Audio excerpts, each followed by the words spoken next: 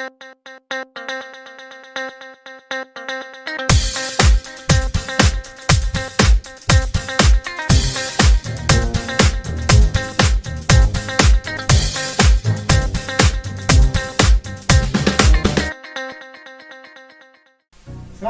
warahmatullahi wabarakatuh. Alhamdulillah hari ini kita berjumpa lagi dalam kegiatan Inspirasi Kopi Opa. Luar biasa sekali pada hari ini tanggal 13 ya, 13 Februari 2001 kami 2021 mohon maaf. Kami kehadiran Dolan Bapak dan Dolan itu Malang ini. Bapak Direktur Pendidikan Masyarakat dan Dengan Khusus yaitu Bapak Dr. Samto. Selamat pagi Pak Samto. Selamat pagi Mas Lukman. Alhamdulillah juga sudah hadir Bapak Budiono dari Kasih PNF yang ada di Kota Malang. Nah, perlu kita ketahui bahwa perkembangan pendidikan non formal sungguh luar biasa sekali yang saya ikuti beberapa tahun ini. Dan tentunya ada beberapa hal yang menjadi perhatian kami, khususnya saya sendiri, adalah peran dari pemerintah dan peran dari direktorat dan peran dari dinas pendidikan dan sebagainya.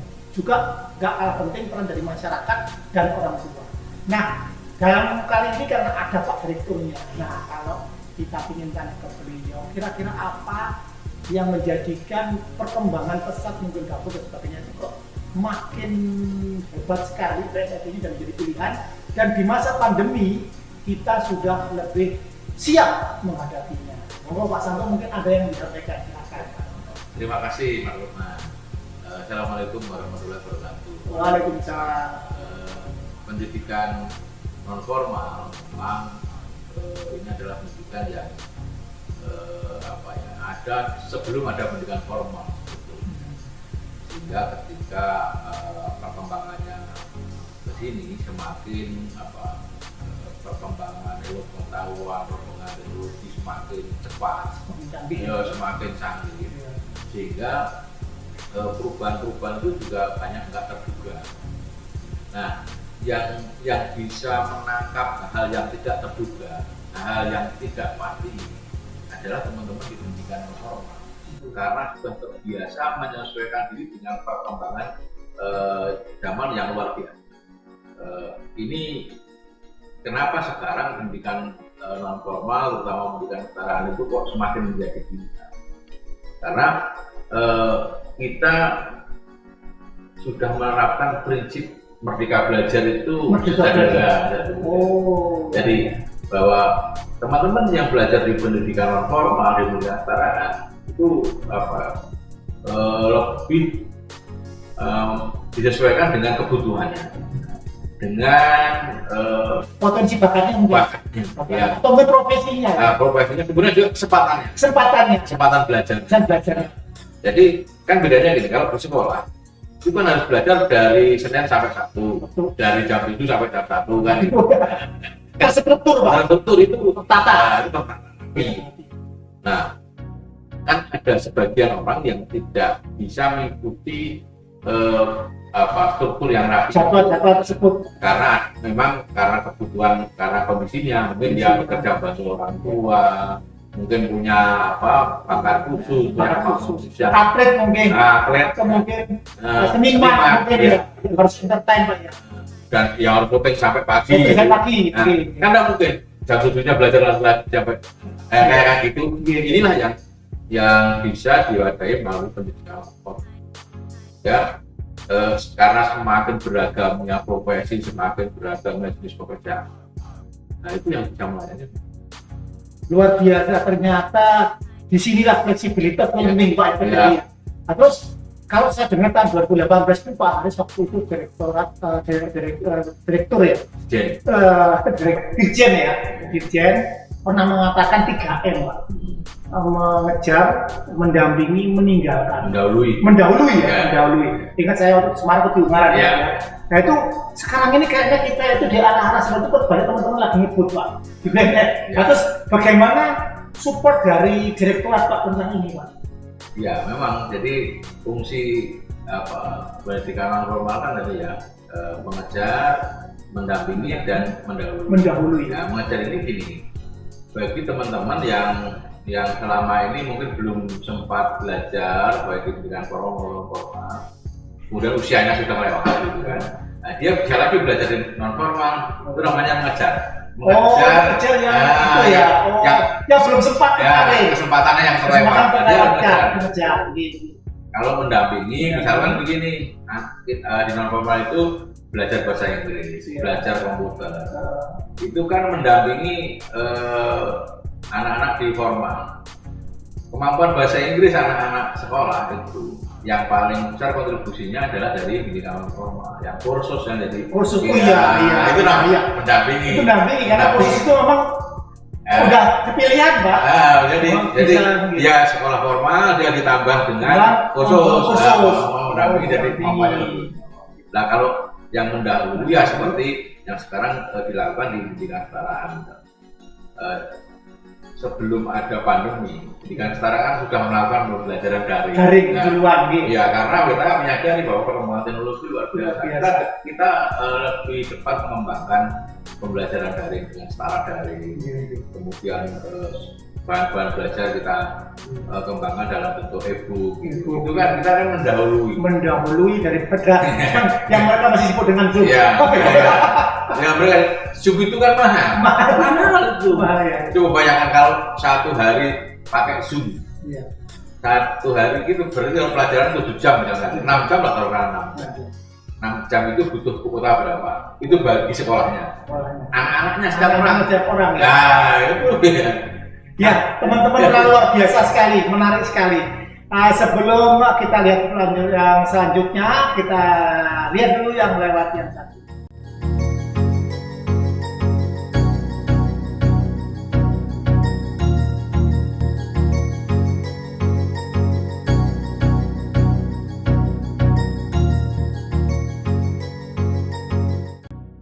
Oke, kembali lagi di Inspirasi Kopi Opa.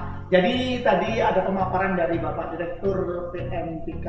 Sekarang mungkin ada beberapa yang akan disampaikan dari Dinas Pendidikan Kota Malang. Tentunya bagaimana kiat-kiat dalam PNF di Kota Malang ini, karena teman-teman sudah melihat ini banyak yang ngebut dan banyak yang punya inspirasi yang mungkin di luar of the box tadi itu. Jadi mungkin pikir-pikir yang agak mengikuti adaptasi perkembangan zaman. Mungkin Pak Budi bisa sampaikan. Terima kasih. Assalamualaikum warahmatullahi wabarakatuh. Selamat pagi dan salam sejahtera. Om Swastiastu, Namo Buddhaya, Salam Kebajikan, Rahayu. Saya Budi dari Dinas Pendidikan Kota Malang. Pada prinsipnya, kami seperti yang telah disampaikan oleh pimpinan dahulu, intinya kami siap mendukung apa yang artinya pendidikan sejak saya mungkin dilahirkan di pendidikan luar sekolah gitu. Dia tahu persis apa yang menjadi kendala dan sebagainya. Kami artinya dengan tadi yang disampaikan khususnya di Kota Malang ini ada forum PKBM yang akhir-akhir ini memang sudah mulai menggeliat gitu ya. Artinya kami dari pemerintah Kota Malang siap mendukung. Tentunya kami tidak ingin Pak pendidikan sekolah Kota Malang ini dipandang sebelah mata. Dan selama ini dulu ya kita memang salah kita juga, artinya dalam pendidikan sekolah itu kita tiba-tiba udah kelas 3 ujian dan sebagainya. Image yang di masyarakat yang masih timbul sekarang ini kan semacam itu. Berapa tahun Mas, ditempuh berapa tahun? Padahal harus dilalui. Artinya kalau SMP 3 tahun, yang SMA juga 3 tahun, dan sekarang udah sangat luar biasa sekali dengan Dapodik ya. Dengan sistem itu kita udah mengikuti, bahkan tadi seperti yang mendahului. Kita udah semua artinya justru saya lihat itu pendidikan formal itu udah terinspirasi dengan pendidikan non formal gitu. Jadi alhamdulillah di Kota Malang sudah terbentuk 11 PKBM, Ya. artinya dengan prinsip kalau pendidikan luar sekolah itu kan justru program itu mendekatkan kita kepada masyarakat. Masyarakat ini solusi ya. Itu hanya SKB dan 1 PKBM. Jadi saya tahu persis khususnya di sekolah dolan ini dulu yang saya dulu kalau nggak salah asah pena gitu. Iya, di bawahnya saya pernah kasih tahu. Asah pena kaseto dan sebagainya, perjuangan yang sangat luar biasa. Dan memang sampai hari ini yang saya memang belum ada sekolah negeri itu yang mau menginduk gitu ya, yang dari PKBM. Tapi syukur alhamdulillah dengan sekarang itu dengan yang sudah solid atau bagus sekali ya, dengan sistem dan tertata rapi dan sebagainya. Ke depan bahkan lambat laun kita itu sudah diakui oleh masyarakat. Tentunya seperti tadi, dia tidak bisa mereka itu hanya belajar di pendidikan formal saja, gitu. Jadi apalagi saya salut juga dengan inovasi-inovasi khususnya di sektor ini yang awal memang udah mulai daring dan sebagainya, itu dia udah mulai sejak setelah asap pena dan sebagainya mereka banyak lulusan ternyata beliaunya dulu menginduk di PKBM mau menginduk ke sekolah formal nggak boleh, belum ada yang berani belum. Ya itu tadi disampaikan kalau di sekolah formal yang mereka berpendapat mulai jam 7 sampai jam 6, sedangkan dari PKBM kok hanya saja 3 hari pada itu kelihatannya belum berani, mereka belum berani. Sekarang malah mereka yang menjadi inspirasi kita. Betul. Jadi ada sekolah internasional, ada Little Island, betul. Ada Morning Star Academy yang di Surabaya, Marian School Surabaya itu juga datang ke kami untuk bisa dibantu untuk mewujudkan kemerdekaan belajar. Iya, merdeka belajar. Itu sekolah apa ada 8 yang merdeka sejak dulu. Begini merdeka malah menjadi provokatornya. Ya, teman-teman itu tadi yang disampaikan Pak Budiono, mungkin ada banyak hal yang menarik bahwa tadi ada 3M yaitu mengejar teman-teman yang mungkin ketinggalan terus itu mengejar, kemudian mendampingi itu diberi kursus supaya mendampingi supaya lebih bagus bahasa Inggrisnya, matematikanya dan sebagainya, komputernya, dan ini meninggalkan. Kalau meninggalkan nih, insya Allah kita selalu dikunjungi oleh sekolah-sekolah inspiratif dan sekolah formal juga yang kesini, nggak perlu PKBM. Jadi kita punya beberapa mitra yang kita menjadi konsultan mereka. Dan ini mungkin saya perlu juga tips Pak dari Pak Samto dalam rangka persiapan ke depan era pandemi ini, belum tahu setahun 2 tahun Pak. Jadi mungkin bagaimana yang mungkin disampaikan oleh kegiatan kemarin Desember akhir tahun, biasanya ada banyak kegiatan yang luar biasa saya lihat. Nah, mungkin ke depan apa Pak yang mungkin menjadi penting yang harus kita mungkin menjadi saran kami juga, evaluasi bagi kami, bagi dinas pendidikan, bagi teman-teman masyarakat yang lain, bagaimana? Ya, jadi gini, dari pandemi ini kita belajar banyak hal. Iya. Mungkin banyak yang meratapi pandemi ini sebagai bencana, sebagai tragedi. Tetapi kita harus mengambil hikmah dari pandemi.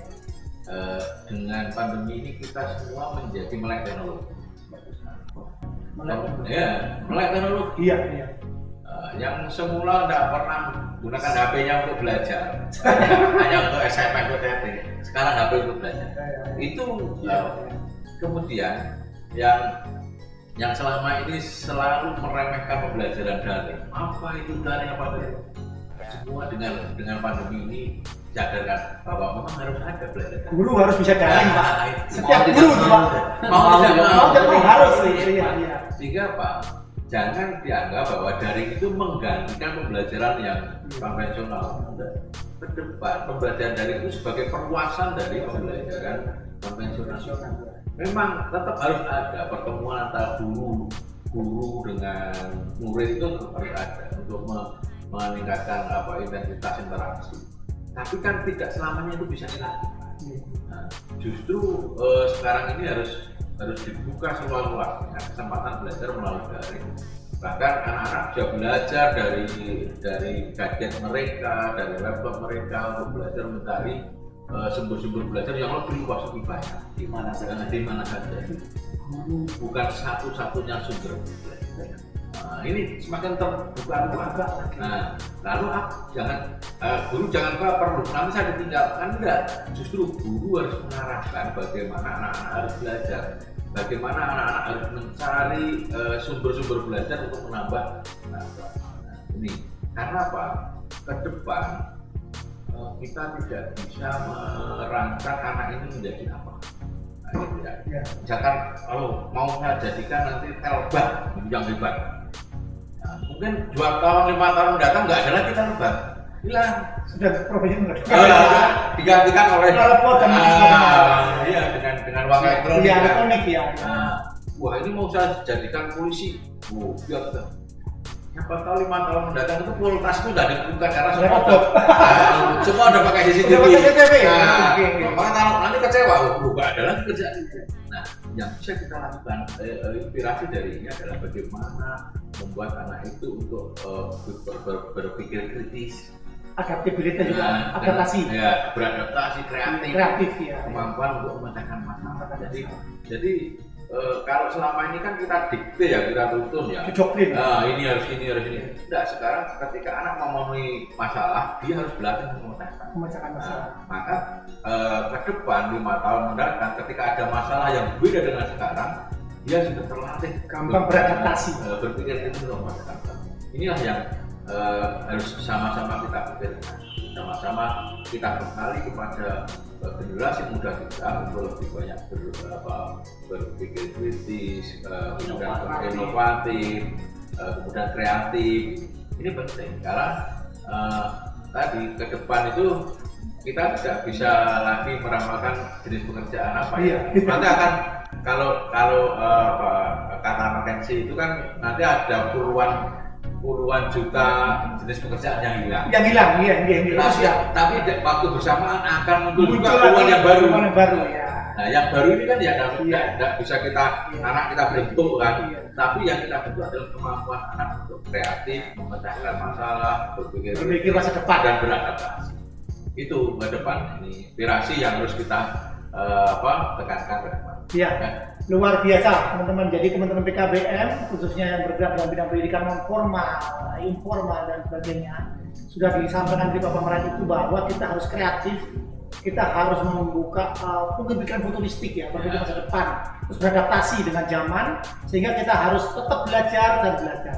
Kita lihat dulu yang satu ini yang akan lewat, nanti akan ketika akan lihat akan kita ikuti berikutnya. Terima kasih.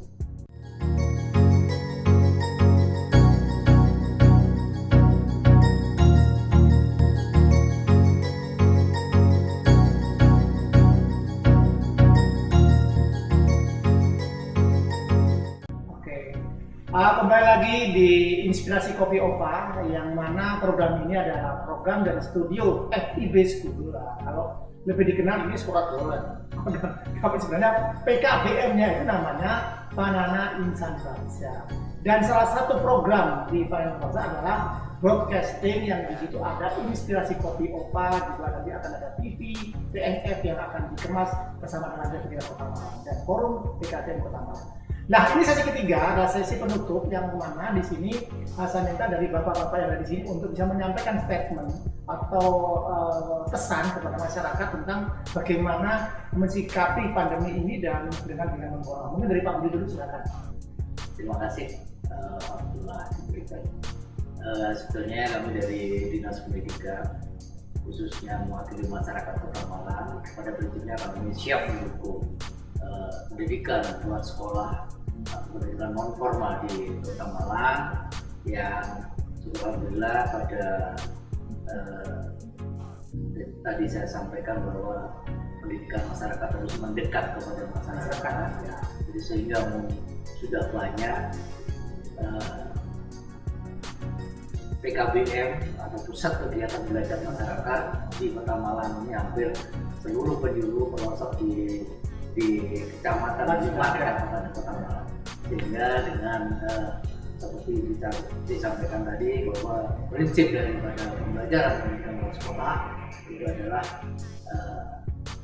digunakan untuk yang menambah, mendahului dan mendamping tadi, sehingga di pendidikan luar sekolah itu sangat fleksibel sekali, terutama seperti pada pendidikan kesetaraan, paket A, paket B, paket C, setara SD, setara SMP, setara SMA, dan yang mana mereka adalah digunakan untuk masyarakat yang berkebutuhan khusus begitu ya. Kebutuhan khusus artinya mempunyai waktu-waktu yang tidak bisa dilalui melalui pendidikan formal dan sebagainya.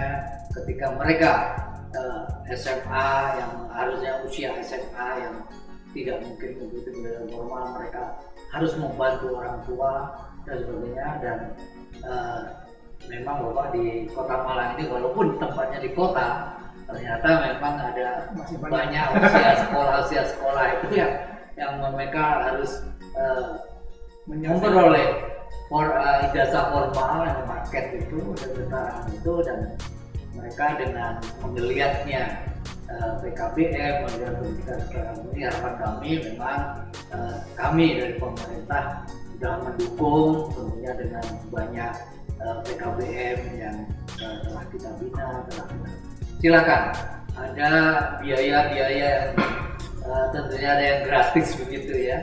Dari 11 PKBM di Kota Malang ini kepada masyarakat mohon dimanfaatkan sekali, karena belajar sepanjang hayat itu harus tetap kita laksanakan. Mungkin itu yang dapat kami sampaikan. Selanjutnya Ya, Pak Santo. Baik, terima kasih. Jadi pendidikan non formal ini kan tadi kita sampaikan bahwa ini yang esensi dari pendidikan Merdeka Belajar. Merdeka Belajar. Tetapi harus kita ingat bahwa suatu kemerdekaan itu harus didasari dengan tanggung jawab. Jadi walaupun kita memiliki fleksibilitas, tapi tanggung jawab kita harus bagaimana kita betul-betul meningkatkan kualitas atau kompetensi dari peserta didik. Jadi Merdeka Belajar yang didasari atas tanggung jawab itu ya.